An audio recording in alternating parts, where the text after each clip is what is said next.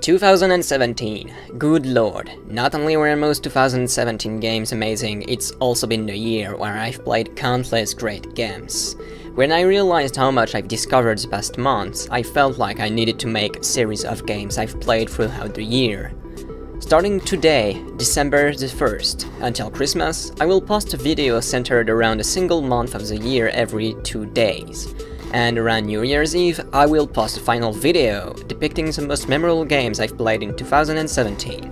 Which means that today, I will cover the games I've played in January. Without further ado, let's dive right into it. Just a reminder that I will not give my opinions on the games that came out this year, as I'm going to make a complete video near New Year's Eve. So nothing but oldies. Starting the year off with a fucking punch to the gut with Doom 2016. I started playing the game near Christmas, but I ended up finishing it after New Year's, and holy crap, this game does kick ass. Like everybody else, I didn't expect much. I didn't really have the money to buy it last year when I heard the good stuff, and I was too busy playing the hell out of Brutal Doom, honestly. So when I was finally able to play it, I had one hell of a blast. The weapons feel good, have an incredibly satisfying feedback, juggling through weapons, dodging dozens of bullets, jumping, aiming, destroying the living fuck out of the most ugly demons from hell, running and jumping around the well-conceived level design, the mad-centric beats, the health systems, the aggressiveness of the combat. Nothing is disappointing in this hellish FPS. After going through so much in Doom, I needed some time to relax. I've touched a lot of Final Fantasy games, but the only ones I've ever finished was Final Fantasy VI.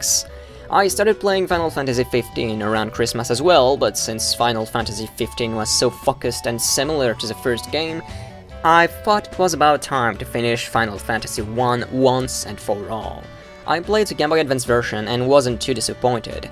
I still appreciate how you're free to name and choose your units. It makes you feel like you're really free to experiment on whatever kind of strategy you're more into. There's always those moments, especially near the end, where you have to grind if you want to get a chance at finishing the game in a kinda balanced setting. But even story-wise, I was quite surprised, though it's nothing incredible if you play it now, but there's a nice ending twist as well. Honestly, there's not much to say about Final Fantasy 1, that hasn't been said already, but even today it's interesting to go back to the roots and play the original. But it's about time I go back and finish Final Fantasy 15. My opinion on this one is still fairly confusing. I can't deny I enjoy myself, but I didn't expect anything, but I'm still disappointed anyway. It's weird. If I had to talk about something that I found enjoyable and memorable, it will be this road trip.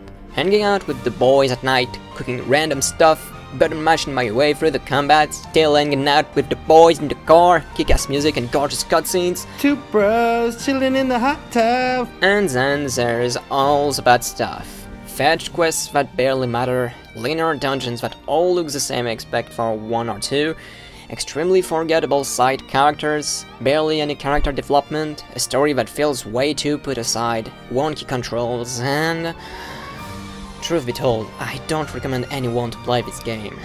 Everything just feels superficial.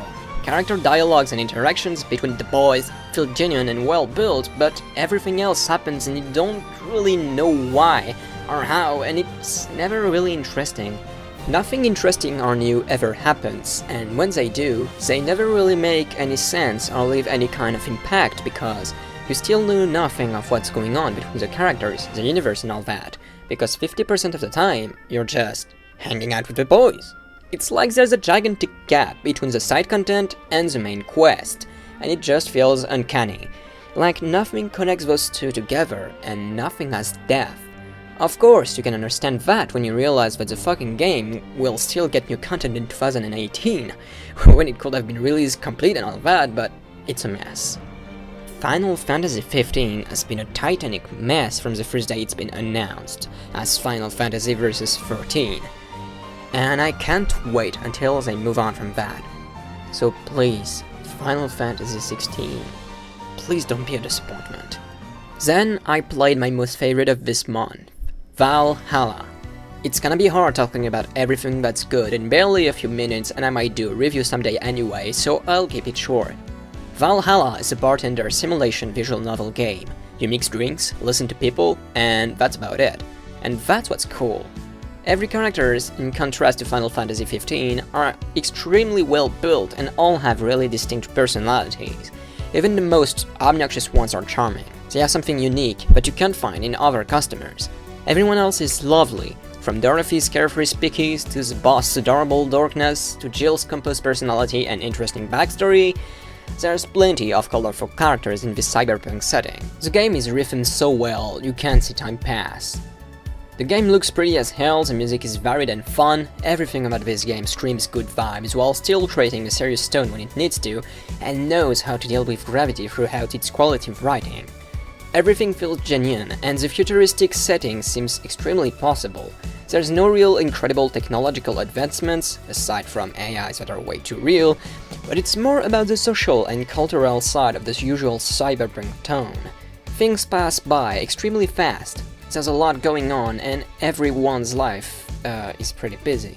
It's hard to really point out where it excels at doing that, but the best thing you could do is to simply play it and understand that by yourself.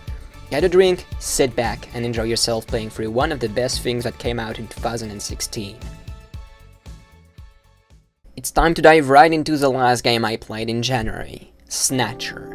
Snatcher is a Sega CD game made by Kojima that first came out in 1988 on the MSX2 and PC 8801, whatever you pronounce this thing, before it came out as a more complete edition in 1994 in both Japan and the West. After Valhalla, I needed more cyberpunk. That's why I launched this game in the first place, truth be told. If Valhalla is constructed around the social and cultural aspect of cyberpunk science fiction, Snatcher is a more classic story. It's literally Blade Runner, actually. You're playing as Gillian Seed, an amnesia character that joins up the Junker HQ to become a runner. He believes he has ties to the Snatcher, a sort of android species that takes the place of humans to infiltrate humanity and kill them. Runners are basically detectives looking for the Snatchers. The game is almost entirely dubbed, features gorgeous animated artworks and pretty good music. Other than that, the game plays like a more casual, classic point-and-click game. It's fairly short, but it's pretty well rhythmed. The game feels pretty cold-blooded and harsh sometimes, but it's that weirdness that makes Snatcher striking and pretty damn advanced and deep for its time. Some dialogues do feel really weird sometimes, but I'll blame that on the pretty straightforward localizations of back then. If you're looking for more cyberpunk games to play, please play Snatcher and Valhalla. They're definitely things you need to check out. Okay, well, that's about it for January. It's actually been a kinda long video. The only 2017 game I've played this month was Necrodancer Amplified, but I'll talk about that in the final video. For now, I hope you enjoyed this video, and I hope I motivated you to play Doom, Valhalla and Snatcher. They're definitely games worth checking out. If you have any suggestions for the format of these videos, please feel free to tell me now. There are still 11 videos left to decide on that, though I've probably already got 3 videos ready for the week. I hope you enjoyed it, and what about you? What did you play in January? Feel free to let me know in the comment. Oh, and I'll see you in 2 days for the games I've played in February, so I'll see you around.